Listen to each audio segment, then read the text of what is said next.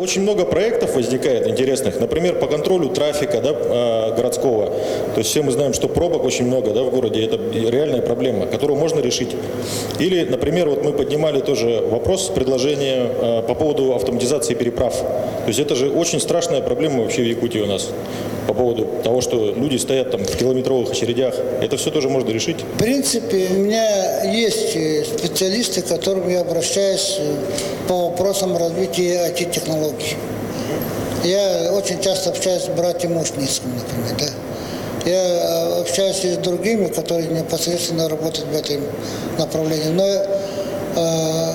пока потребности, чтобы я в повседневной жизни обращался к своим советникам, в частности по вопросам IT, пока нет. Почему? Потому что мне важно не самому заниматься IT-технологиями, а мне важно, чтобы мы создавали условия развития IT-технологий в целом по республике. Для этого что нужно делать? Вот для этого вот эти же специалисты говорят, у нас ребята есть, у нас желающие есть, у нас определенные взгляды на выходы на рынки есть. Там, на анимационные фильмы, на программные продукты и так далее. Но при этом нам не хватает, у нас есть проблемы по ведению самого бизнеса.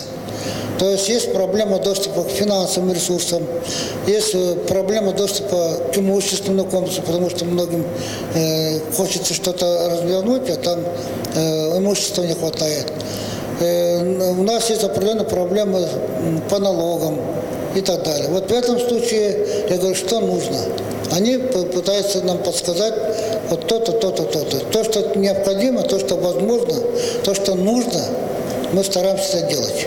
Вот с этой точки зрения я считал, что это мое участие непосредственно в судьбе развития IT-технологий. Если я захочу стать айтишником, тогда я согласен иметь такого советника, чтобы они мне помогли в этом как-то разобраться до конца. Это тоже целая история, это целое направление, здесь надо очень много времени уделить.